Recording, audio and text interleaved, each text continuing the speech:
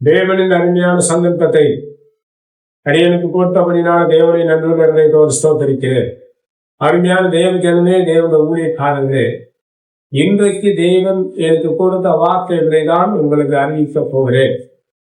நீங்கள் ஏற்பதோ ஏற்காமல் விடுவதோ அது உங்களுடைய பொறுப்பு. தேவனுடைய அனுக்கிரகங்களை மனிதர்கள் பெற வேண்டும். யார் தேவனுடைய அனுக்கிரகங்களை பெற முடியும்? தேவ பிள்ளைகளான நாம தான் தேவனுடைய அனுக்கிரகங்களை பெற முடியுமே, வேறு யாருக்கும் தேவனுடைய அனுக்கிரகங்கள் கிடையாது. அப்படியானால் இந்த தேவனுடைய அனுக்கிரகங்களை பெற தகுதிகள் என்ன? அந்த தகுதிகளை தான் நாம் அடைய வேண்டும். அதனால நீங்க உங்க வாழ்க்கையில ஆண்டவரை பற்றி கொள்ளுங்கள், அவங்க வார்த்தைகளை பற்றி கொள்ளுங்கள், நன்மையானவர்களை எடுத்துக்கொள்ளுங்க, தீமையானவர்களை விட்டு விடுங்கள் என்று சொல்லி இந்த வார்த்தையை துவக்குகிறேன். தானியேலின் புஸ்தகம் 7ஆம் அதிகாரம் 6வது வசனம். அதன் பின்பு சிவிங்கியை போல் இருக்கிற வேறொரு மிருகத்தை கண்டேன். அதன் முதுகின் மேல் பட்சியின் செட்டைகள் 4 இருந்தது. அந்த மிருகத்துக்கு 4 தலைகளும் உண்டாயிருந்தது. அதற்கு ஆளுகை அளிக்கப்பட்டது. தேவனுடைய நாமம் மகிமைப்படுவதாக. தானியேல் இல்லைங்களா? தானியேல் தான் இருக்கு. தானியேல் இருக்கு. அப்ப தேவன் கொடுக்கிற ஆளுகை வேறு, அவைகளுக்கு ஆளுகை கொடுக்கப்பட்டது. ஆனால் அவைகளை ஜெயிக்கத்தக்கதான ஆளுகையை தேவன் நம் மீது வைத்திருக்கிறார். அது எத்தனை தலைகள் இருக்கிறது? அந்த மிருகத்துக்கு 4 தலைகள் இருக்கிறது. அதன் முதுகின் மேல் பட்சியின் செட்டைகள் 4 இருந்தது. பாருங்க, பட்சியின் செட்டைகள் 4 இருக்கு, தலைகள் 4 இருக்கு. படிங்க. அதற்கு ஆளுகை அளிக்கப்பட்டது. ஆளுகையானது அது கொடுக்கப்பட்டது. கடனாலு செட்டைகள் 4. இந்த மிருகத்தை பற்றி விவரமா பார்க்கையாவிட்டாலும் இந்த மிருகத்திற்கு ஆளுகை கொடுக்கப்பட்டிருக்கிறது. இதனுடைய சுபாவங்கள் என்ன? இதனுடைய சுபாவம் எப்படிப்பட்டதான சுபாவம்? இதுக்கு பேரு பட்சிக்கிறதான சுபாவம். எல்லாவற்றையும் ஆளுகிறதான ஒரு சுபாவம், எல்லாவற்றையும் அதுக்கு கீழ்படுத்திக் கொள்ளுகிறதான ஒரு சுபாவம். ஏனென்று சொன்னால் தேவனால் கொடுக்கப்படுகிற ஆளுகை என்பது தேவ பிள்ளைகளுக்கு மட்டும்தான். இந்த ஆளுகை என்பது அவைகளுக்கு கொடுக்கப்பட்டிருக்கிறது. அது நீங்களே விவரமா அதை படிச்சுக்கிறீங்க. இந்த ஆளுகை பலத்தினால்தான் அது சபையை அலக்களிக்கிறது. இந்த ஆளுகைக்குள்ள உட்பட்ட ஊழியக்காரர்கள் நிறைய இருக்கிறார்கள்.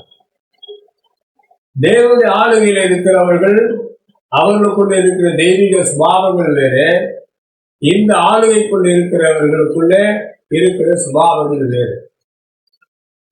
இந்த ஆளுகைக்குள்ள இருக்கிறவர்கள் சுபாவம் மட்டமா இருக்கும். கெடுப்பார்கள், கழகமூட்டுவார்கள், மற்ற கடைக்கு நன்மையை கொடுப்பார்கள். நீங்கள் ஒற்றுமையா இருந்த அவங்களை சிதறடிப்பார்கள். உங்களை பற்றி மற்றொரு இடத்துல இழிவாய் பேசுவார்கள், மட்டமா பேசுவார்கள், தவறான அபிப்பிராயத்தை உண்டு பண்ணுவார்கள். அவர்களை பற்றி உங்ககிட்ட தவறான அபிப்பிராயத்தை உண்டு பண்ணுவார்கள். இதுதான் துஷ்டம். இதுதான். இதுக்கு 4 தலைகள் இருக்கிறது. இந்த ஆளுகையில் இருக்கிறவன் எல்லாருக்கும் பொல்லாப்புகள் இருக்கிறது. அவைகள் ஆளுகை இருக்கான், சுபாவங்கள் சரியில்லை. அவன் வேஷமாகவே தெரிவான். இப்போ திருநெல்வேலியிலெல்லாம் ஜாதி பார்ப்பார்கள். ஒரு ஆள் கூட பழகணும்னா கூட அவன் என்ன ஆளு, அவன் என்ன சாதிக்காரன், அவன் எந்த ஊரு, இவைகளெல்லாம் பார்த்துதான் அவர்கிட்ட பேசுறதோ நல்லா பழகும். பேசுறது பேசிக்கலாம், பழகிறதெல்லாம் சாதி பார்த்துதான். சில ஜாதிகளோட பழக மாட்டார்கள். உடனே ஒருத்தராக எழுதி போய்கிட்டே இருப்பாங்க. எனக்கு கொஞ்சம் வேலை இருக்கு, வேற ஒரு வேலை இருக்கு, ஏன்னா அவங்களோட. ஏன்னா அவன் ஒருவரையும் ஒற்றுமையா இருக்க மாட்டான். அவன் ஈனப்படுத்துகிறான், ஜாதிகளை ஈனப்படுத்துகிறான், ஜனங்களை ஈனப்படுத்துகிறான், பிரித்து விட்டு கொண்டே இருப்பான். ஒருவன் எழுதி போனால் அவனை பற்றி மற்றவர்களிடத்தில் குறை பேசுவான். அவனை எழுதி போனா இருக்கிற இடத்துல அவனை பற்றி குறை பேசுவான். இதுதான் பொல்லாப்பு சில ஜாதிகளுக்குள்ள இருக்கிறது. இது திருநெல்வேலியை ஈஸியாக கண்டுபிடிப்பார்கள். எந்த ஜாதிகளுக்குள்ள என்ன புத்தி இருக்கிறது கண்டுபிடித்து அந்த ஜாதிகள் இருக்கிற ஃபார்மாலிட்டி பேசி தள்ளி போயிடும், ஒடுங்கி வந்துடும். அதுதான் இங்க உள்ள மெட்ராஸ் உள்ள ஜனங்களுக்கு இந்த விதமான கண்டுபிடிக்கிறதான சுபாவங்கள் கிடையாது. கண்டுபிடிக்க மாட்டார்கள். எல்லா இடத்துல சந்தோஷமா இருந்துட்டு போயிடலாங்க. திருநெல்வேலியில அப்படி கிடையாது. ஒரு பழகம் வந்தால் அவருடைய ஜாதி என்ன, ஜாதியை வைத்தா அவங்க சுபாவங்கள் எப்படி இருக்கும், அவனுக்கு பழகலாமா பழகக்கூடாதா, அவன் சிதறடிக்கிறவனா.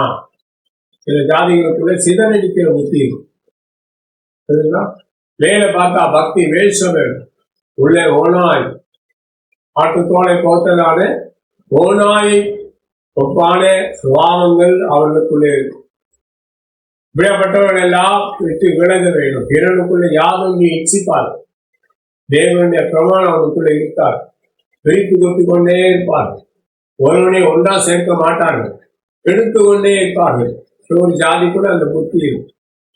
நீங்க அந்த ஜாதியுடைய ஆலோசனைகளை நீங்க கேட்கவே கூடாது. என்னை பத்தி தப்பா பேசுவான், நான் அப்படி போனா உங்களை பத்தி என்கிட்ட தப்பா பேசுவான். அது ஒரு ஜாதி கூட தான் அந்த புத்தி இருக்கு. அந்த ஜாதி எதுன்னு திருநெல்வேலி ஆட்களுக்கு தான் தெரியும், தூத்துக்குடி மாவட்டத்தின் ஆட்களுக்கு தான் தெரியும். மதுரையிலிருந்து போனீங்கன்னா அந்த ஜாதி எந்த ஜாதி என்பதை ஜனங்கள் அறிந்திருப்பார்கள். அவர்களுக்கு தங்களை விளக்கிக் கொள்வார்கள். ஆள் கேட்பது போல பேசும் எடுப்பார்கள். எடுக்கிறதே அவர்களை மிஞ்சிக் கொள்ளவே முடியாது. நான்லாம் ஜாதி பார்த்துதான் பேசுவேன், பழகுவேன். முதல்ல அவன் என்ன ஜாதி என்று பார்ப்பேன்.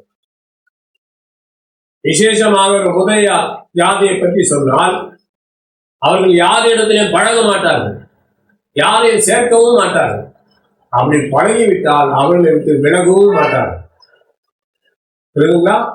பழகிட்டாங்கன்னா அவங்களை விட்டு விலகவே மாட்டாங்க. யார் என்ன சொன்னாலும் அவங்களை விட்டு விலகவே மாட்டாங்க. அந்த மனப்பான்மை அவங்களுக்கு இடம் கொடுக்கவே மாட்டாங்க. பிடிக்கிறன்னா உடனே விலகி தள்ளி போயிடுவான். ஆனா இவன் அப்படியேப்பட்டவன் அல்ல. உங்கள் கூட இருந்து கொண்டே உங்களை கெடுத்து கொண்டே இருப்பான். நீங்களும் யாருக்கும் நன்மை செய்ய முடியாது, யாரும் உங்களுக்கு நன்மை செய்ய முடியாது. நன்மை நீங்க செய்தா அதை கெடுப்பான், மற்றவன் உங்களுக்கு நன்மை செய்தா அதையும் கெடுப்பான்.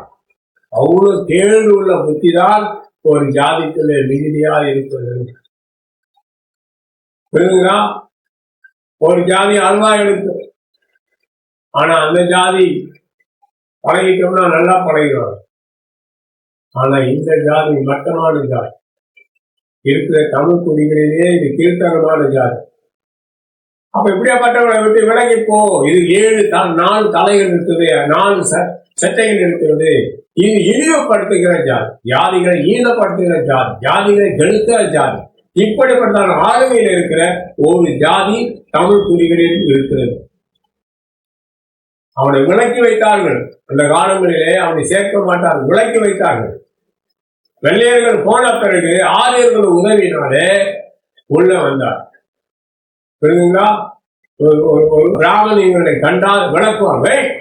என்ன வை கோபம், எல்லாம் பிராமணன் யாரையும் சேர்த்துக் கொள்வார். ஆனா இந்த ஒரு ஜாதி பண்ணி சேர்க்கவே மாட்டான். பேர் சொல்ல விரும்பல, அந்த ஒரு ஜாதியை மட்டும் பிராமணர்கள் சேர்க்கவே மாட்டாங்க. நேரடியா பார்த்தேன். என்ன ஹிருதயராஜ், ஏன் நீங்க அவனை பத்தி உங்களுக்கு தெரியாது? அவன் மட்டமானவன், துரோகி, என் குடும்பத்தையே கெடுத்துடுவான், என்னை குறித்து என் மனைவி கிட்ட தப்பா பேசுவான், என் பிள்ளைய பத்தி எங்ககிட்ட தப்பா பேசுவான், குடும்பத்தையே கெடுத்துடுவான், சிதறடிச்சிடுவான். இப்படிப்பட்ட ஜாதி இவனை நம்ம வீட்டுல ஏற்றக்கூடாது, அவனை விளக்க வேண்டும். இந்த விஷயத்தை எனக்கு சொல்லிக் கொடுத்தவர் ஒரு ஐயங்கார் தான். அந்த பிராமணர்களுக்கு தான் இந்த ஜாதி பயப்படும். அவர்கள் தான் இவர்களை விளக்குவார்கள். எல்லா ஜாதிகளும் இவனிடத்துல ஏமாந்துடும். நல்லது போல பேசுவான். அவனை அடிச்சிருந்தோம், சுற்றிருந்தோம், அவனை வெட்டியிருந்தோம், அவனை தூண்டி விட்டுட்டே இருப்பான். கணக்கு பிடிக்கலாம். இது ஒரு கேடு கட்ட ஜாதியோட புத்தியே இன்னொரு ஆட்களுக்கு நல்லா தெரியும். அங்க பேசுறதுங்க ஏத்துக்கவே மாட்டான் ஒரு ஜாதிக்காரன். ஏல இவன் இல்ல இல்ல இப்படிதானே பேசுவான், இப்படிதானே பண்ணுவான், வாங்கலே போவோம், இவனை தள்ளுல அப்படின்னு சொல்லிட்டு அவர்கள் விலகி போய் விடுவார். சேர்க்கவே மாட்டான், பகச்சிக்கவும் மாட்டான், கிட்ட நிற்கவும் மாட்டான், விலகி போய் விடுவார். அப்படிப்பட்டதான கேடு கட்ட புத்தி உள்ள ஜாதிகள். மெட்ராஸ் ஜனங்களுக்கு இதெல்லாம் தெரியாது, எல்லாரோட நீங்க கலந்து பழகிறீங்க. ஆனா எனக்கு ஜாதி தெரியும், அந்த ஜாதியுடைய புத்தி என்ன எப்படி இருக்கும் என்று எனக்கு நன்றாகவே தெரியும். நான் ஒரு இடத்துல பழகினால் முதல் ஜாதியை தான் பார்த்தேன், அவன் என்ன ஜாதி அப்படின்னா அவங்க புத்தி எப்படி இருக்கும் எனக்கு நன்றாகவே தெரியும். புரியுதுங்களா? இந்த விதமான 4 தலைகள் 4 செட்டைகள் உள்ள மிருகங்களுக்கு ஒப்பாய் இருக்கிற அவர்கள் கேடுகளை செய்வார்கள். அப்படிப்பட்டவர்களுக்கு விலகி போங்கள், அவன் கெடுப்பான், எல்லாரையும் கெடுத்து கொண்டுதான் இருப்பான். நீங்க யாரும் உங்க ஸ்தானத்தையே விரும்புவான், எப்படியாவது பிடுங்குவான், உங்ககிட்ட நல்லா சிரிச்சு பேசுவான், எப்படியாவது உங்க ஸ்தானத்தை பிடுங்குறவன் பார்ப்பான். அப்படிப்பட்டதான் கேடு உள்ள ஜாதி. அந்த ஜாதியை நான் விளக்க வேண்டும். எல்லாம் தள்ளிடுவாங்க, அப்படியே அப்படியே கட் பண்ணிடுவான். எவங்கிட்ட போய் என்ன சொன்னாலும் அவங்க எந்த ஜாதிக்காரும் ஏற்க மாட்டான். தெய்வ புத்தியே இப்படிதான். வந்தியா பார்த்துதான், சரி சரி அந்த வாங்கும் அப்படியே தள்ளி விட்டுருவாங்க. புரிஞ்சுங்களா? நீ உனக்கு ஒரு பசி ஒரு கவலை ஆதாரம் கொடுத்தாலும் அதையும் கெடுப்பான். நீ மற்றவனுக்கு ஒரு கவலை ஆதாரம் கொடுத்தா அதையும் கெடுப்பான். அந்த ஜாதிக்கு மட்டும்தான் அந்த புத்தி இருக்கு. இங்க உள்ளவர்களுக்கு தெரியாது, இங்க உள்ள யாருக்குமே அவர்களை புத்தி தெரியாது. கெடுக்கிறதுல நமக்கு கிடைக்கிற நன்மைகளை கெடுக்கிறதுல, நம்ம ஐக்கியத்தை கெடுக்கிறதுல, நம்ம சுவாதங்களை கெடுக்கிறதுல, விரோதங்களை உண்டு பண்ணுகிற, பகைகளை உண்டு பண்ணுகிற பொல்லாத ஆவியின் ஆலையில் இருக்கிறது தான் ஒரு ஜாதி. புரியுதுங்களா? அது திருநெல்வேலி ஆட்களுக்கு தான் தெரியும், தூத்துக்குடி ஆட்களுக்கு தான் தெரியும், விலகி போவார். கன்னியாகுமரி மாவட்டத்தின் ஆட்களுக்கா தெரியும், அப்படியே விலகி போய்விடுவார். கெடுக்கிறதுல, குடும்பங்களை கெடுக்கிறதுல இவர்களை மிஞ்சவே முடியாது, இவர்களை நடையிலே ஏற்றக்கூடாது அப்படி என்று எனக்கு சொல்லிக் கொடுத்திருக்கிறார். அருமையான தேவனுடைய ஊழியக்காரர்களே, ஜனங்களை பகுத்தறியுங்கள், ஜனங்களுடைய ஆவியை பகுத்தறியுங்கள், ஜாதிகளை அறிந்து கொள்ளுங்கள், எந்த ஜாதி இடத்தில் அதிகமாக பழக வேண்டும், யாரை சேர்க்கக்கூடாது, யார் இடத்துல பழக வேண்டும் என்பதை சரியாய் அறிந்து கொண்டு நீங்கள் பழகுவீர்களானால் உங்களுக்கு லாபகரமாக இருக்கும். புரியுங்களா? ஒருவருடைய முதுகுக்கு பின்னே இருப்பான், அவன் வெளியே தெரியவே மாட்டான். உங்களுக்கு விரோதமாய் அவனை தூண்டி விட்டு கொண்டே இருப்பான். உங்களுக்கு இவனை தான் தெரியும், மறைந்திருக்கிற அவனை தெரியாது, மறைந்திருக்கிற அவனை தெரியாது. உங்களுக்கு விரோதமா இருக்கிற இந்த மக்கள் அவனுடைய பேச்சை கேட்டு உங்களுக்கு தீமை செய்வார்கள், அவனுடைய பேச்சை கேட்டு உங்களுக்கு தீமை செய்வார்கள். இவர்கள் தான் உங்களுக்கு தெரியும். ஒரு விஷயம் சொல்கிறேன் உங்களுக்கு, ஒருவன் உங்களுக்கு தீங்கு செய்து விட்டால் அவனை குறித்து நீங்கள் கசப்படையவே கூடாது. எனக்கு தீங்கு பேசினவர்கள் தெரியும், எனக்கு தீங்கு செய்தவர்களே தெரியும், என்னை பற்றி என் குடும்பத்தை பற்றி அவதூறா பேசி தெரிந்தவர்களே எனக்கு தெரியும். ஆனால் கொள்ளாதவர்கள் மேலே பொறாமை கொள்ளாதே, கொள்ளாதவர்கள் மீது எரிச்சல் கொள்ளாதே. அவர்களுக்கு குறித்த கசப்புகள் நம்ம உள்ளத்திலே வரவே கூடாது. ஏன் வரக்கூடாது என்று சொன்னால், அவர்கள் தீங்கு செய்து விட்டார்களா, அவர்களுக்கு ஒரு கசப்பு நம்ம உள்ளத்திலே வரக்கூடாது. ஏன்? நம்ம புத்தி கெட்டு போயிடும். அதான் நம்ம புத்தி கெட்டு போக கூடாதுன்னா அவர்களை, நமக்கு தீங்கு செய்தவர்களை குறித்து கசப்பை வைக்கக்கூடாது. அவன் விதைக்கிறதை ஒரு நாள் அறுப்பான், ஆணோ பெண்ணோ அவர்கள் அறுப்பார்கள். அவர்களுக்கெல்லாம் கொஞ்சம் கைக்கூலி கொடுத்தா போதும், அவங்க உடனே நமக்கு தீமை செய்வார். இதெல்லாம் என் ஆட்கள் எல்லாம் எனக்கு தெரியும். அப்ப நீங்க என்ன செய்யணும்? தீங்கு செய்து விட்டார்களா, அவங்க மேல கசப்பே வைக்கக்கூடாது, அவங்க மேல கசப்பே வைக்கக்கூடாது, அவரை அப்படியே விட்டு விடுவாங்க. இது யாருன்னா டிபிஎம்ல ஒரு சென்ட்ரல் பாஸ். சென்ட்ரல் பாஸ் தான் இங்க வந்து ஒரு மாதிரி கிடையாது, அவங்களாம் டாப் லெவல்ல உள்ளவங்க. அவர்கள் ஒருவர் எனக்கு சொல்லிக் கொடுத்ததுதான் உங்களுக்கு சொல்லுவேன்.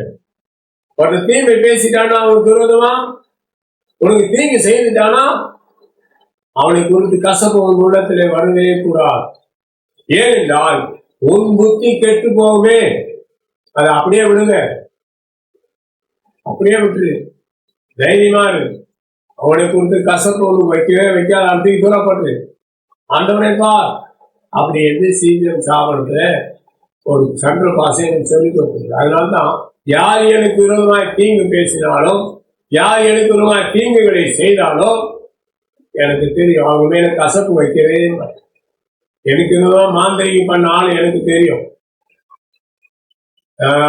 எனக்கு மாந்திரிகம் பண்ணிட்டு நான் எப்படி இருக்கிறேன்னு அறிய ஆவல். அவன் இருக்கிறான், அவன் மறைந்திருக்கிறான். இந்த நபரை எனக்கு தூண்டி விடுகிறதை இவனால் கண்டுபிடிக்கவே முடியாது. அவன் புத்தி அப்படி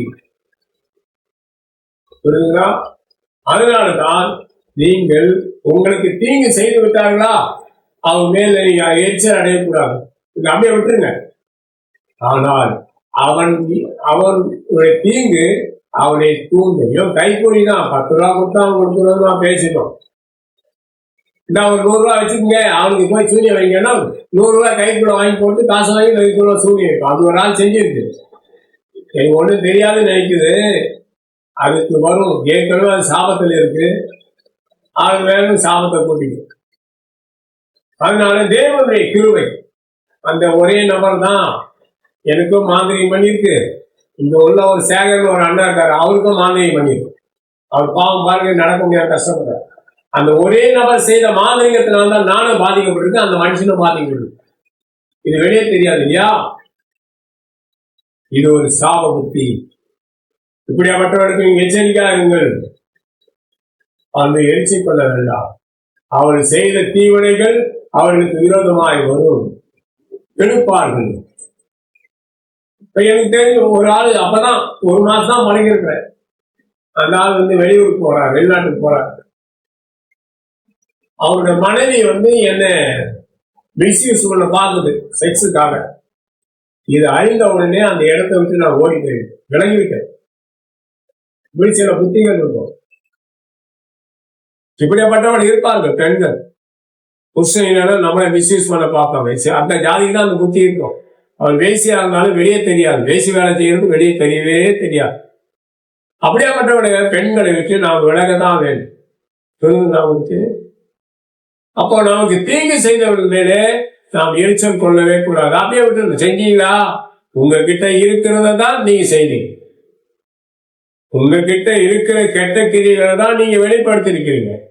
நல்ல மனிதன் தன் இருதயமாகிய பொக்கிஷத்திலிருந்து நல்லவைகளை எடுத்துக் கொடுக்கிறான்.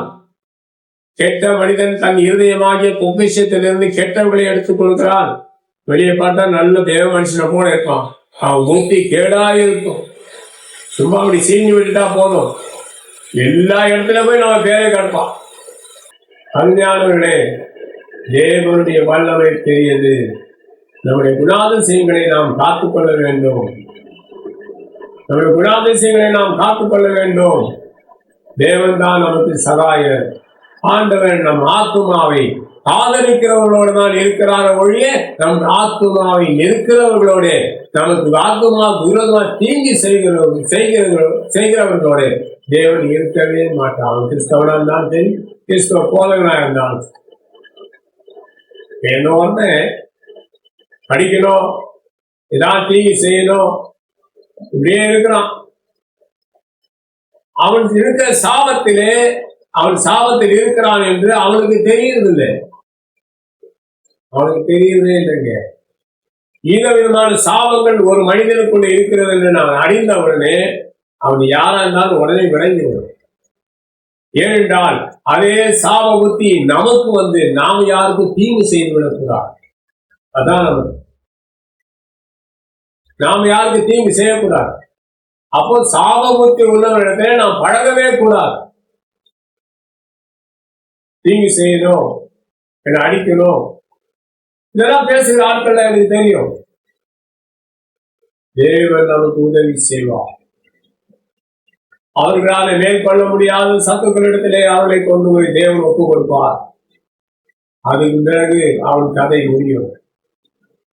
புரியுதுங்களா? சில ஃபெல்லோஷிப்புகள் எல்லாம் என்ன சேர்க்கும். நானும் எந்த ஃபெல்லோஷிப்பும் போக மாட்டேன். ஒரு சில ஃபெல்லோஷிப்ல ஐடி வாங்கி வச்சா அந்த ஐடி எங்க கிடக்க தெரியாது. ஒரு போதகர் ஐக்கியத்துல ஐடி வாங்கினுங்க, ஆனா ஐடி எங்க கொண்டு போனதுன்னு தெரியல, இங்கதான் இருந்து எங்க வந்து தெரியல. இந்த போதகர் ஐக்கியங்களை நான் பிரதானப்படுத்துகிறது கிடையாது.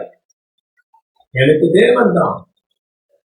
வரக்கூடாதுன்னா வரமாட்டேன், அவ்வளவுதான். இந்த போதகர் நீங்க வராதீங்கப்பா சார், வரமாட்டேன், அது எனக்கு அவசியம் இல்லை. உமக்கு ஒரு போதகர் ஐக்கியம்னா அதுதான் உங்களுக்கு பெருசுங்க. விசேஷமா சிஸ்வா பிரகாசன் ஒரு வந்தார் அண்ணன் பாஸ்டர் தான். 94வது வருஷம் துவக்கத்துல அண்ணே பாஸ்டர்ஸ் ஒரு சினாடு ஒன்று ஃபார்ம் பண்ண வேணும்னு சொன்னேன். இது ஏற்காடு பாஸ்டர் என்டி ஜோசப் தான் ஐயா சொல்றான் அவர்கிட்ட பாஸ்டர். அந்த அதாவது 93 கடைசியா இருக்கும் நினைக்கிறேன். புரியுதுங்களா? அன்றைக்கு இந்த சினாடு போதகர்களுக்கு ஒரு சினாடை உருவாக்க வேண்டும். எவஞ்சலிஸ்ட் ஊழியம் செய்கிறவர்களுக்கு வேறொரு சினாடை எவஞ்சலிஸ்டுகள் உருவாக்கணும். அதுக்கு ஒருவரை தலைமைப்படுத்த வேண்டும். இந்த பாஸ்டர் என்டி ஜோசப் என்னுடைய தலைமையில தான் இந்த சினாடு ஃபார்ம் பண்ணது. இதுக்கு வெற்றிட்டவனே நான் தான். புரியுதுங்களா? சினாடை ஃபார்ம் பண்றதுக்கு வித்திட்டவனே சிஸ்வா பிரகாசிட்ட சொன்னதே நான் தான். 93 லாஸ்ட் ஒரு ஐடியா இருக்குங்க மாஸ்டர், அது நடக்கும். ஏன்னா ஒரு அந்த பக்கம் உள்ளது. இந்த எவஞ்சலிஸ்ட் ஊழியக்காரனுக்கு தலைமை ஒரு பொறுப்பு போடணும்னா சாம் ஜெபத்துறை அண்ணனை போடலாம் அப்படின்னு சொல்லி. ஏன்னா ஒரு டிசைன் வேணும். அது அவங்க எங்களுடைய சபையில, அந்த சபையில் நான் ஊழியம் செஞ்சிருக்கிறேன். அவங்க அம்மா எனக்கு நன்றாக பழக்கம். அதனால அவருக்கு 89 எங்களோட சந்திரபாசு பார்க்க வந்தார். அப்போ பேசியிருக்கிறேன். அவர் சுகவீனமா இருக்கும்போது இந்த சாம் ஜெபத்துறை என்பவரை தான் எவஞ்சலிஸ்டுக்கு தலைவராக போடலாம் அப்படி என்று ஆலோசனை கொடுத்தது நான் தான். அதுக்கப்புறம் டோட்டலா எல்லாரையும் சேர்த்து வச்சுக்கலாம், ஏன் தனித்தனியா போடணும் அப்படி என்று எவஞ்சலிஸ்ட், அப்போஸ்தலன், அந்த பாஸ்டர், ரெவரண்ட் எதுவும் இல்லை, எல்லாம் ஒண்ணுதான், ஒரே ஐக்கியமா போடலாம், ஜென்ரலா போடலாம்னு சொல்லிதான் இந்த பாஸ்டர் சினாட் என்று துவங்கினார். நான் சொல்ற செய்தாங்களா? புரியுதுங்களா? இதுக்கு வித்திட்டவனே இந்த இருதயராஜ் தான், வேற யாரும் இல்லைங்க. இன்னைக்கு சினாட்ல ஆடுறாங்க. இது வித்திட்டவனே இந்த இருதயராஜ் தான். அவர் உயிரோடு இருந்தா அவர் சொல்வார், பாம்பனை என்கிட்ட ஐடியா கொடுத்ததே இருதயராஜ் தான் சொல்லி. எனக்கு பெருகிச்சு. இன்னைக்கு அது போஸ்டிங் சண்டை, இதான் போடலாமா, இவர் போடல, அவ்வளோ போடு, ஒரு சாணத்தை இச்சிக்கிறது, இதெல்லாம் நமக்கு தேவையில்லை. இந்த சினாடுக்கு ஆலோசனை கொடுத்து வித்திட்டவனே இந்த இருதயராஜ் தான். 93 லாஸ்ட்ல அவர் இல்லை, இருந்தா அவர் சொல்லியிருப்பார். அவர் இல்லை. இது யார் தலைமையில போடலாம், பாஸ்டர் என்டி ஜோசப் தலைமையில போட்டுக்கலாமே அப்படின்னு. ஆக நல்ல ஐடியா இருக்கு. அதுக்கப்புறம் தான் அவருக்கு ஆலோசனை பண்ணி ரெடி பண்ணாரு. புரியுதுங்களா? இந்த சினாடுல எனக்கு அங்கீகாரம் இருக்கக்கூடாதான். சினாடு இல்லை, இந்த எந்த பெண்ணிஷிப் பாதங்கள் ஐக்கியங்களை நான் பிரதானப்படுத்துறது கிடையாது. என் தேவனை பிரதானப்படுறது. காரணம் சிபிஎம்ல சொல்லியிருக்க, வெளியே உள்ள ஊழியக்காரனோட பழகக்கூடாது, அவங்களுக்கு வேலை வேற, அவங்க வேலை வேற, சிபிஎம் ஊழியக்காரன் வேலை வேற, அவங்களோட பழகக்கூடாது. அவன் எங்கேயும் சேத்தலையும் போடுவான், தண்ணியிலும் ஊடுவான். நமக்கு அப்படி கிடையாது. நமக்கு ஒரு ஒழுங்கு இருக்கு, நமக்கு ஒரு உபதேசம் இருக்குன்னு சிபிஎம்ல என் பரிசுத்தவர்கள் என்று சொல்லிக் கொடுத்திருக்கிறார். அருமையானவர்களே, அதுதான் எனக்கு அந்த டிபிஎம் உபதேசத்திற்கு இன்னை வரைக்கும் நான் விலகவில்லை. புரியுதுங்களா? இன்னும் விலகவில்லை. எனக்கு தேவன் கொடுத்திருக்க எக்ஸஸ் உபதேசம் என்னன்னா, கட்டளையே விளக்கு, வேதமே வெளிச்சம், போதுக சிக்ஷைய ஜீவ வழி, 10 விவாகத்திற்கு 5, 10 கட்டளைகளை கொடுத்தார். அதை தொடர்ந்து சில விஷயங்கள் எல்லாம் சொல்லிக் கொடுத்தார் வேதத்துல. அதுதான் எனக்கு, அது சொன்னா நீங்க ரெடி பண்ணிருக்கீங்க, அதுதான் சொல்லல. அதனால தேவனுடைய அனுக்கிரகம் நமக்கு தேவை. போதகர் ஐக்கியங்களை நான் பிரதானப்படுத்துகிறது கிடையாது. ஆண்டவர் தான். ஆண்டவரை பிரதானப்படுத்தி வாழ்வதுதான் சால சிறந்தது. அழைத்த தேவன் அவர் தான். நம் வேலைப்பாடு என்ன? இரண்டாவது பகுதி வேலைப்பாடு என்ன? முதலாவது ஆரம்ப ஊழியம், இரண்டாவது வழி நடத்துகிற ஊழியம், மூன்றாவது கோணத்துக்குள்ளே கொண்டு போகிற ஊழியம். இதை சீக்கிரம் எனக்கு சொல்லிக் கொடுத்தாங்க. ஆரம்ப ஊழியம் என்ன? ரட்சிப்பு. இதுதான் டிஜிஎஸ் சொல்வர். டிஜிஎஸ் என்பவர் என்னுடைய ஒரு பாஸ்கிட்ட சொல்லியிருக்கிறார். சீனாய் மலை வரையிலும் என்னால் வழி நடத்த முடியும், அதுக்கு மேல என்னால முடியாது. அதுக்கப்புறம் நீங்க தான் நடத்தணும். பாருங்கள், ரட்சிப்பு என்பது, அபிஷேகம் என்பது சீனாய் மலை வரையும் தான். இதை வச்சுட்டு ஆறுனா என்ன அர்த்தம்? அதுக்கு மேல ஜனங்களை உங்களால் வழி நடத்த முடியுமா? அதுக்கு மேல ஜனங்களை பூர்ண தானானுக்கு முன்பாக வழி நடத்த முடியுமா? இவையெல்லாம் என் பரிசுத்தவனை சொல்லிக் கொடுத்திருக்கிறாங்க. ஆரம்ப ஊழியம், ரட்சிப்பு வரையிலும், அதுக்கப்புறம் வழி நடத்துவது ஊழியம், அப்படி பூர்ணத்துக்குள்ளே தானானுக்குள்ளே கொண்டு சேர்க்கிறதான ஊழியம். இது மற்றொன்று இருக்கிறது, பாதுகாக்கிறது. இவையெல்லாம் உங்களுக்கு தெரியுங்களா? இவைகளெல்லாம் நீங்க கற்றிருக்கிறீர்களா? இவைகளை கற்று தேடி இருக்கிறீர்களா? ஒருவனை அவன் ஜீவன் பிரியும் போது பரலோகத்தை எப்படி ஒப்பு கொடுப்பது உங்களுக்கு தெரியுங்களா? அதுக்கு வேண்டிய வார்த்தைகள், என்ன வார்த்தைகள் உபயோகப்படுத்தலாம் தெரியுங்களா? எனக்கு தெரியும் ராசா. லாட் ஆஃப் சிபிஎம் அப்புறம் மிஷின் அந்த மாதிரி அதுல கற்றுக்கொண்டதுதான் இந்த விரைவில் எனக்கு வைத்து உபயோகப்படுத்துகிறேன். புரியுதுங்களா? டிபிஎம் பற்றி பேசுறேன். டிபிஎம் வாழ்ந்தையா 3 வயதிலே தேவன் சென்று சந்தித்தார். நான் போவேன் 17 வயதிலே ஆண்டவரை சந்தித்தார். என்னை அபிஷேகம் பண்ணினார். ஒரே டிபிஎம் போகிறேன். அதே நிரந்தரமானது. வழிகட்டு நடத்துகிற தேவன், வழியை காட்டிக்கிறோம் சொன்ன. இது நாம சின்ன வயசுல வந்த சபதான இது. அதுக்கப்புறம் தான் பேர் மாற்றது. அது ஸ்லாம் பெட்டிகேஷன். சின்ன வயசுல இருந்த எல்லா உபதேசங்களையும் எனக்கு தெரியும். புரியுங்களா? எல்லா உபதேசங்களும் தெரியும். சண்டே கிளாஸ் +2 எனக்கு சிலபஸ் என்கிட்ட இருந்தது. அப்படி வளர்ந்தவன் தாயா நானு. ஆண்டவரை முன்வைத்து வாழ்வேன். எனக்கு உபதேசம் இருக்குதான் எனக்கு முக்கியம். எல்லா இடத்துல அன்பா இருக்கு. உன்னோட வளர்ப்பு வேறு, என்னோட வளர்ப்பு வேறு. உன்னோட வழி நடத்துதல் வேறு, என்னோட வழி நடத்துதல் வேறு. இதுலதான் இருக்கு. தேவன் நம்மை வழி நடத்துகிறார். பகுத்தறிவுங்கள், நல்லவைகளை கற்றுக்கொள்ளுங்கள். டிபிஎம்ல இருந்து வெளியே வந்த ஊழியக்காரர்கள் 450 பேருக்கு மேல இருக்காங்க. இந்தியா ஃபுல்லா, ஸ்லான்ல கூட இருக்காங்க. புரியுங்களா? அமெரிக்கா ஐக்கிய நாடுகளில் இருக்கிறார்கள், சிங்கப்பூர்ல இருக்கிறார்கள், மலையாவில் இருக்கிறார்கள். எல்லா இடங்களிலும் சிபிஎம் ஐக்கியத்திலிருந்து வந்த ஊழியக்காரர்கள். அங்கே அமெரிக்கன் பெண்டிகோஸ்டல் மிஷன் இப்ப எப்படி வச்சிருக்காங்க தெரியும். அருமையானவர்களே, தேவனுடைய அனுக்கிரகத்தை பெற்றுதான் வாழ்ந்து கொண்டிருக்கிறேன். என்னிடத்தில் வெளியும் இல்லை, பொண்ணும் இல்லை. என்கிட்ட தேவன் கொடுத்த கிருபைகள் இருக்கு. நான் சிபிஎம் சாபத்திற்கு நேரடியா பேசுறேன்னா ஏன் பேச மாட்டேன்? நீ எந்த ஊழியத்துக்கு எந்த உபதேசம் இருக்கிறது? எந்த உபதேசத்தின் அடிப்படையில நீ ஊழியம் செய்கிறாய்? எந்த உபதேசத்தின் அடிப்படையில ஜனங்களுக்கு நீ போதிக்கிறாய்? உன்னால் சொல்ல முடியுமா? என் சாவன சிபிஎம்ல கற்றுக்கொண்டதுதான். அதுல கற்றுக்கொண்ட எல்லா உபதேசங்களும் இருக்கு. என் வீட்டிலே வச்சிருக்கிறேன். சொல்லுங்க, தேவனுடைய அனுக்கிரகங்களை பெற்று வாழ பெறுவது விருப்பம் இல்லையா? விலகி போ. உன் பெரியசிவுக்கு நான் வர்றது விரும்பலையா? கட் பண்ணு. உன் பெரியசிவுக்கு எனக்கு பிரதானம் கிடையாது, என் ஆண்டவர் தான் பிரதானம். நல்ல உபதேசத்துல இருக்கியா? உனக்கு உபதேசம் இருக்கா? உன் பெரியசிவுக்கு ஒரு உபதேசம் வச்சிருக்கியா? ஒண்ணுமே கிடையாது. அப்ப நீ அதை வச்சு அந்த பெரியசிப்னால உங்களுக்கு யாருக்கு என்ன பிரயோஜனம்? அந்த பெரியசிப் வர்றதுனால என்ன பிரயோஜனம்? 10 ஜட்டி தர 10 பனியன் தரன்னு சொல்லுங்க, 1000 பேர் வந்துடுவான். இருதயராஜி வரமாட்டான். 10 சட்டி தரையா 10 பணியும் தரேன்னா கூட இருக்கிறது இருக்கடையும் கூட்டிட்டு வந்துடும். இருதயராஜி வரமாட்டான்.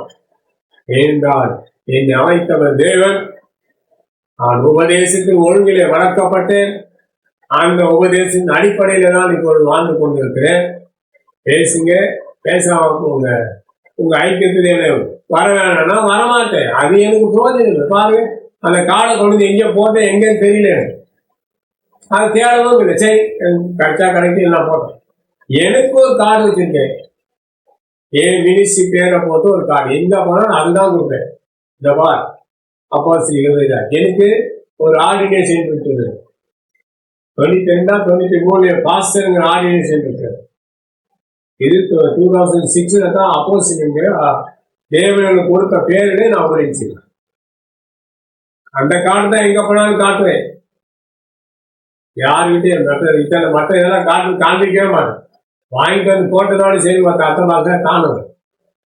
தேவனுடைய அனுக்கிரகம் தான் நமக்கு தேவை. அந்த காலை வாங்கிருங்க, பிடிங்க.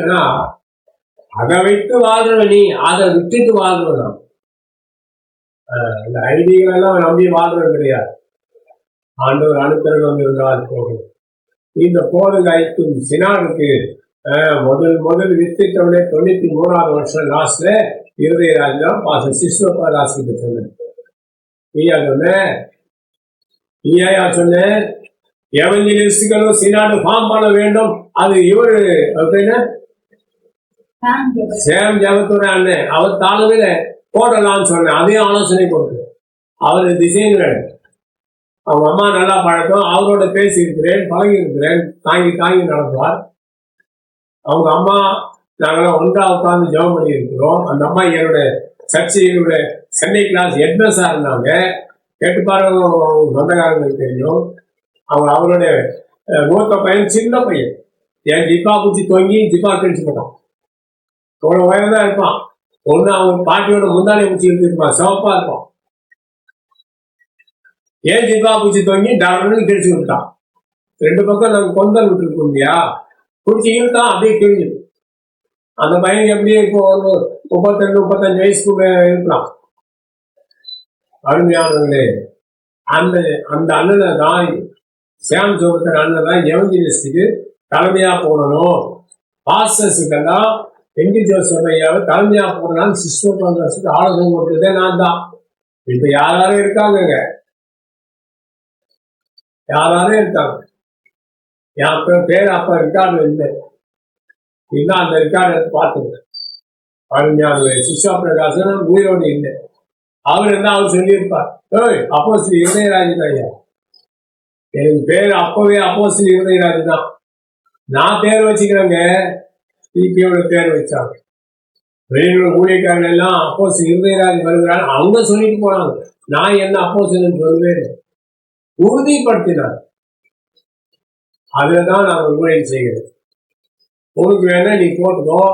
அதனுடைய நடத்தைக்கு என்னன்னு தெரியுமா, அப்போ சொன்னா அதனுடைய ஒழுங்கு என்னன்னு தெரியுமா, அதனுடைய ஊழிய ஒழுங்கு என்னன்னு தெரியுங்களா, அதனுடைய ஜீவித ஒழுங்கு என்னன்னு தெரியுங்களா, அதனுடைய வழிநடத்துதல் என்னன்னு தெரியுங்களா, அதுக்குரிய ஆளுங்க என்னன்னு தெரியுங்களா, எனக்கு தெரியும். தேவனுடைய கரத்தை பிரித்து வாழ்கிறேன். என் பேரை கருத்துறதுனால எனக்கு ஒரு நஷ்டமும் கிடையாது. உங்ககிட்ட இருக்கிற சாபம், உங்களுக்குள்ள இருக்கிற பாதக புத்திகள், அவைகள் எனக்கு செயல்படுகிறது. அதெல்லாம் விட்டுடுது. புரியுதுங்களா? பழகுங்க, பழகாம போங்க. பேசுங்க, பேசாம போங்க. என்னுடைய இயேசு கிறிஸ்துவின் அடிச்சுவது டிபிஎம் ஸ்தாபனத்தில் கற்றுக்கொண்ட அந்த உபதேசத்தின் அடிப்படையில் தான் இன்னைக்கு இருக்கேயா. என் பலவீனத்தை நிமிர்ந்து நான் மேனேஜ் பண்ணிடுறேன். எவ்வளவு கேட்குறதெல்லாம் கூட்டிட்டு வரேன். புரியுதுங்களா? அந்த உபதேசத்தின் அடிப்படையில் தான் ஊழியம் செய்து கொண்டு என் ஊழியம் என்னவோ அதை தான் செய்கிறேன். நான் யார் இடத்துலையும் பணிந்து போ. என்னை பத்தி என் குடும்பத்தாருக்கு தெரியுமா? சொல்லுங்க பாக்க. என் குடும்பத்தாருக்கு என்னை பத்தி தெரியாதுங்க. நான் டிபிஎம் தேவன் எங்க எப்படி வைத்திருந்தால், எவ்வளவு மேன்மையா வைத்திருந்தால் எனக்கு தெரியுங்க. ஆண்டவருக்கு தெரியும். டிபிஎம் ஸ்தாபனத்திலேயே முதல் ஷூட்டிங் பிரேயர் துவங்கினவரே இருந்த இருதயராஜ் தான். Healing service, delivering service, anointing meeting, இது மூணையும் ஒன்று போல நடத்தி கொண்டு போன கிருபை பெற்ற ஒரே ஊழியக்காரன் இந்த இருதயராஜ் தான். அங்கிருந்து எனக்கு பொறாமையினால எனக்கு தீங்கு செய்தவர்கள் நிறைய உண்டு. என் ஜிப்பாப்பட்ட அபிஷேகம் பெற்றவர் உண்டு, என் விரல்பட்ட அபிஷேகம் பெற்றவர் உண்டு. பஸ்ல ஏன்னா அந்த பக்கம் பேய் அலறி ஓடும். அது ஆண்டோடைய இறக்கும், ஆண்டோடைய இறக்கும். பாளையங்கோட்டையில போய் துணியங்கோட்டை சர்ச்சில் கொஞ்ச நாள் இருந்தேன். டிராவல் உள்ள இடங்களுக்கு என்ன கொண்டு போனாங்க. தேவைகள்லாம் தானா ஓடிச்சு. அவங்க அவங்களோட ஊழியக்காரனுக்கு ஒரு அவங்க பிரச்சனைக்கு ஏற்ற மாதிரி ஒரு கவுன்சிலிங் கொடுக்க தெரியாது. ஒருத்தனுக்கே தெரியாது, ஒருத்தனுக்கே தெரியாது. ஃபேமிலி பிரச்சனையா அவருக்கு என்ன கவுன்சிலிங் கொடுக்கணும் உங்களுக்கு தெரியாது. வீடு வீடா போய் சுத்தி வராம பத்தியா இந்த கணக்கு கொடுப்பான். எந்த குடும்பத்தை தேய்ச்சி ஆட்சி அவர்களை இடைப்படுத்துகிற திருவ ஊழியம் அங்கோடு எந்த ஊழியக்காரங்களும் கிடையாது. காணிக்கை திருடுவார்கள். அந்த புலிங்கோட்டை சர்ச்சில காணிக்கை திருடினவர்களாம் இருக்கிறார். அது அந்த சபைக்குரிய பணம். ஒருவன் 100 ரூபாய் கடன் 100 ரூபாய் காணிக்க வேணா 20 ரூபாய் கமிஷன் பண்ணுவான். இவனுக்கு 20 ரூபாய் தரான், அவன் 100 ரூபாய் வாங்கி. என் புத்தி அவனுக்கு தெரியும், இவனுக்கு தெரியாது. நான் அந்த காசு கொண்டு ஒரு பாக்ஸ் இருக்கும், அந்த பாக்ஸ்ல கட்டணமா உள்ள தள்ளிட்டு வந்துடும். ஏன்னா அது அவனுக்குரிய பணம். அதுல நான் அவன் திரும்பி எடுத்துட்டு எனக்கு இவ்வளவு கமிஷன் தரானா அந்த பணம் எனக்கு தேவையில்லைங்க. நான் வேணும்னா டைரக்டா போய் கேட்பேன், எனக்கு பணம் வேணும், கஷ்டமா கண்டிப்பா தருவாங்க. ஏன்னா திருட்டு புத்தி எனக்கு கிடையாது. சீக்கிரம் சாபத்திலே திருடல, எவ்வளவு பணம் இருந்தது அதையே திருடல. இது இருந்தாயா திருட போறேன். அனாவசியமான பழக்கம் எதுவுமே எண்ணத்துல வைக்கிறது. யாரையும் நான் நிரந்தர நண்பர்களாக்கினதே கிடையாது. ஊழியத்துல பேசுங்கள், பேசுவேன். விண்வ வழியா போங்கள். நான் என்னையா ஐயா அவன் உங்களை விட்டு போயிட்டான், உனக்கும் போக மாட்டா போ. அதான் ஏன் பாடு பழகுங்க, பேசுங்க. பிடிக்கலையா கட் பண்ணிட்டு போ. சினிமா காரன் சொல்லுறாங்களே ஒரு பாட்டு இருக்கு இல்லையா, யாரை நம்பி நான் பிறந்தேன், போங்கடா போங்க. அதான் நம்ம பாடி. ஒருத்தனை நம்பி வாழ்கிறவன் கிடையாது. பிடிக்கலையா போயிட்டே இருக்கு. தேவராஜ்யத்தின் ஒத்திகை எனக்கு இருக்கிறது, ஒழுங்கு இருக்கிறது. அதன் அடிப்படையில் ஊழியர் செய்ய தேவன் எனக்கு சகாயம் பண்ணுகிறார். இன்னொரு வசனத்தை படிச்சு கேட்கலாம், படிங்க. யோபுவின் புஸ்தகம் 31ஆம் அதிகாரம் 30ஆம் வசனம். அவன் ஜீவனுக்கு சாபத்தை கொடுக்கும்படி விரும்பி வாயினால் பாவம் செய்ய நான் இடம் கொடுக்கவில்லை. பாருங்க, இன்னொரு படிங்க அந்த வசனத்தை. அவன் ஜீவனுக்கு சாபத்தை கொடுக்கும்படியாக விரும்பி வாயினால் பாவம் செய்ய நான் இடம் கொடுக்கவில்லை. என்னுடைய வாயினால் பாவம் செய்ய நான் இடம் கொடுக்க மாட்டேன், கொடுக்கவில்லை. இதான் என் பாணி. யாருக்கும் நான் தீங்கு பேசினது கிடையாது. பிடிக்கலன்னா மறுபடியும் படிங்க அந்த வசனத்தை. அவன் ஜீவனுக்கு சாபத்தை கொடுக்கும்படி விரும்பி வாயினால் பாவம் செய்ய நான் இடம் கொடுக்கவில்லை. என் வாயினாலே யாரையும் கெடுத்து பேச மாட்டேன். நான் டிஜிஎஸ்ல போய் சொன்னாங்க, விருப்பமானா பழகு, இல்லைன்னா போ. உங்களுக்கு விருப்பமானா இது, இல்லைன்னா போ. அவருக்கு கூட யாரையும் கெடுத்து பேச விரும்பவே மாட்டார். அது அவருக்கு கிடையாது. ஆனா எனக்கும் அதே மாதிரி புத்திதான். யாரும் எனக்கு கெடுத்து பேச மாட்டேன். அவங்க கூட பழகாதீங்க, இவன் கெட்டவன், அவன் மோசமானவன், இப்படி ஊழியர்களிலே ஜனங்கள் ஊழியக்காரர்களை பிரிவினை உண்டாக்குறதே நான் கிடையாது. ஒழுங்கு சொல்லுவேன், அதுக்கு நீ ஏன் சொல்லி வா. இப்படிப்பட்ட புத்தி உள்ளவர்கள் நிறைய தான் வாயிலே சாப்பிடும். டிடிஎம் சாபத்தில் ஒரு பாட்டு இருக்கு. வாயில் கபடம் இல்லை, வஞ்சனை தானும் இல்லை, ஆடை பிரகாசமாய் அணிந்தால். என் உடம்பு சரியில்லை, மூக்கடைஞ்சிருது.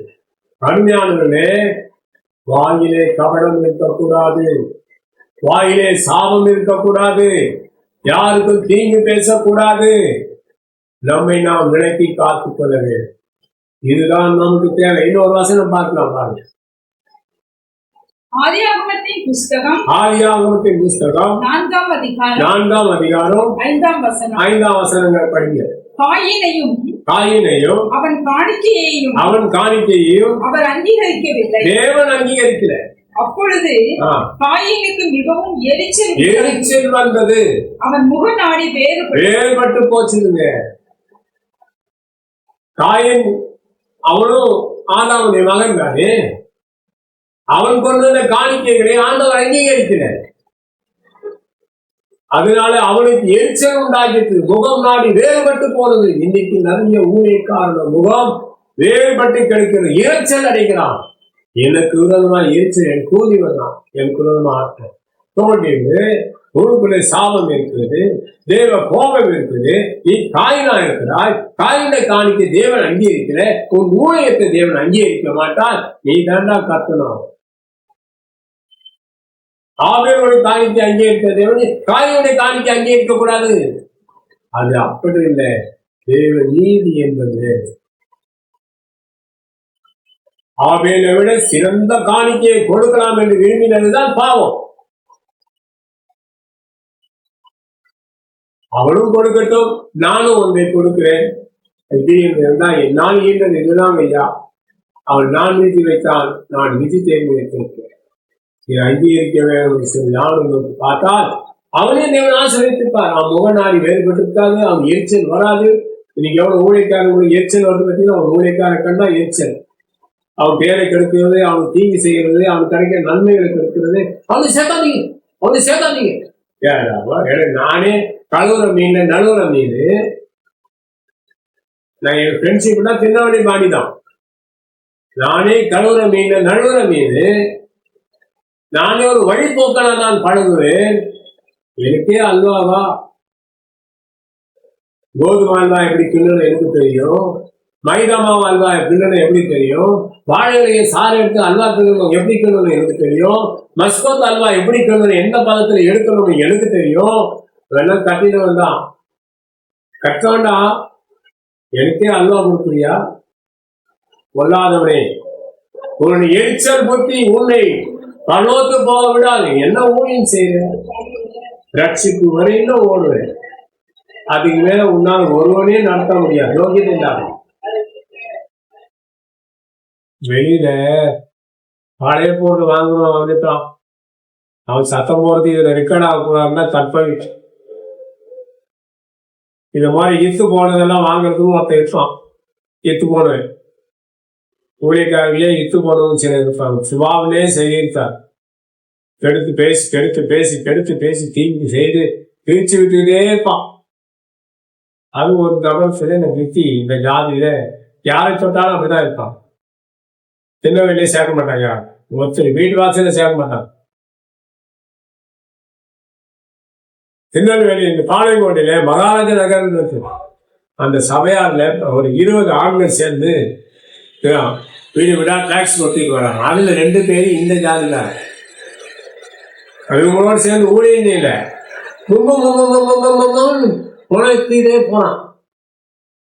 அவன் புத்தி அப்படிதான். அவன் ஜாதிக்கார சொல்றா பக்கத்துல இல்லை இப்படி முழுங்குறாது என்ன சொல்ற, நீ காதல கேட்கவே இல்லை சொல்லுங்களா. அவங்க அப்படிதான் இருப்பான். என்னோட சேர்க்கவே மாட்டாயா. ஒரு ஜாதியும் அந்த ஜாதியும் சேர்க்கணும். தேவனை நம்பி வாருங்கள். ஜாதிகளுக்கு எச்சரிக்கையாருங்கள், ஜனங்களுக்கு எச்சரிக்கையாருங்கள். தேவன் நம்மோடு இருக்கிறார். பெரியமானே வாங்க பறையரை கொஞ்சம் டச் பண்ணுவோம். இந்த பறையன் விழுந்து கெடுக்கிறானு, ஏன் அவனை தூக்கி விடக்கூடாது? வாங்க எல்லா தமிழ் குடிகள் ஒன்றா கூடி அந்த பறையன் மண்ணில புதைந்து கிடக்கிறான் பாருங்கள். அவனை எழுப்பி நர்ம ஆலோசனை கொடுங்கள், நற்புத்தியை சொல்லிக் கொடுங்கள், அவனை கல்வி சுத்தம் பண்ணுங்கள், அவனை உயர்த்தி வைத்து பாருங்கள். அவன்கிட்ட இருக்க கேடானவர்களை எடுத்து போடுங்கள். சகுதியிலே கிடக்கிறான், மண்ணிலே புதைந்து கிடக்கிறான், அவனை தூக்கி எடுத்து சுத்தம் பண்ணுங்கள். நல் வஸ்திரத்தை உடுத்தி பாருங்கள், அவனை அழகாக டைப் பண்ணி கொண்டு வாருங்கள். அவன் கிடக்கிறானே சீர்கெட்டு போனான். பறையன் சீர்கெட்டு போனான். பறையன் கெட்டு போனான். புரியுதுங்களா? எல்லா ஜாதிகள் மத்தியிலும் ஊழியம் செய்திருக்கிறார். சீர்கட்டி கிடக்கிறான், அவன் புத்தி வரமாட்டேங்குது. இவங்களை தெளிவுபடுத்துறதுக்கு அதுதான் தான் நான் பிராமின்ஸை எதிர்பார்க்கிறேன். அவங்களுக்கு தான் தெரியும் அந்த யுக்தியெல்லாம், அவங்க விளக்கிடுவாங்க. புரியுதுங்களா? அப்ப தேவனை நம்பி நம்மை சரிப்படுத்துவது. பழையர்களை எழுப்பி விடுறது, பழையர்களை எழுப்பி விடுங்கய்யா. எல்லா தமிழ் துறை அவன் புத்தி சரியில்லாதவன் தான். எனக்கு தெரியும் அவன் புத்தி எப்படின்னு. நானே அவங்ககிட்ட நெருங்கி பழக மாட்டேன். புரியுதுங்களா? அவனுக்கு கழிவு சுத்தம் பண்ணுவோம். எல்லாரும் சேர்ந்தாதானே அவனை சரிப்படுத்த முடியும். ஒருவரை போய் செயல்படுத்த முடியுங்களா? முடியாது. நான் ஒரு வார்த்தை சொன்ன அவங்கள பத்தி சொல்ல விரும்புற வரீங்க. நீங்க இறங்கி வாங்க, அவனை தூக்கி விடுங்க, தைரியப்படுத்துங்க. எங்களை பற்றி கவலைப்படாது, நான் உனக்கு உதவி செய்கிறோம் அப்படின்னு சொல்லி கழிவு சுத்தப்படுத்தி அவனை தூக்கி மேலே நிறுத்தி பாருங்களேன். அவன் நெஞ்சை நிறுத்துவானு அந்த அண்டையில கொத்து கொத்தி செயல்படுத்தணும். புரியுதுங்களா? அவனுக்கு இறங்கி உதவி செய்யா, அவனுக்கு உதவி செய்யும். பாவம், அவன் புத்தி தடுமாறி கிடக்கிறான், தடுமாறி கிடக்கிறான். பாவம், அவனை விடுவித்து காப்பாற்றுங்கள் என்று சொல்லி என் வார்த்தை முடிக்கிறேன். தேவனை நாம மையப்படுவதாகும். இருக்கிறாங்களா? மகா பரிசுத்தமான நல்ல தேவனே, இந்த நல்ல வேலைக்காக துதிக்கிறோம், ஸ்தோத்திரிக்கிறோம். எங்கள் மேலே இரக்கமா இருந்தது, எங்களை உருமாற்றும், எங்களை உபயோகப்படுத்துகிறார். உள்ளாங்கு செய்கிறவர்களை எங்களுக்கு தூரப்படுத்தும். நாங்கள் யார் மீது எரிச்சல் கொள்ளாதபடி, எங்களுடைய முகநாடிகளை நாங்கள் மாற்றிக்கொள்ளாதபடிக்கு சத்துருக்களுக்கு நாம் உணவு கொடுக்க உதவி செய்யும். சத்துருக்களை சிநேகித்து வாழ்கிறோம். தீங்கு செய்யட்டும், அவர்கள் மீது எரிச்சல் கொள்ளாதபடி, அவர்கள் மீது கசப்பு வைக்காதபடிக்கு வாழ எல்லா மக்களுக்கும் உதவி செய்ய வேண்டும் என்று சொல்லி ஒரு நாமத்தில் வேண்டிக் கொள்கிறோம். இயேசு கிறிஸ்துவின் நாமத்தில் பிதாவே. Praise the Lord. God bless you.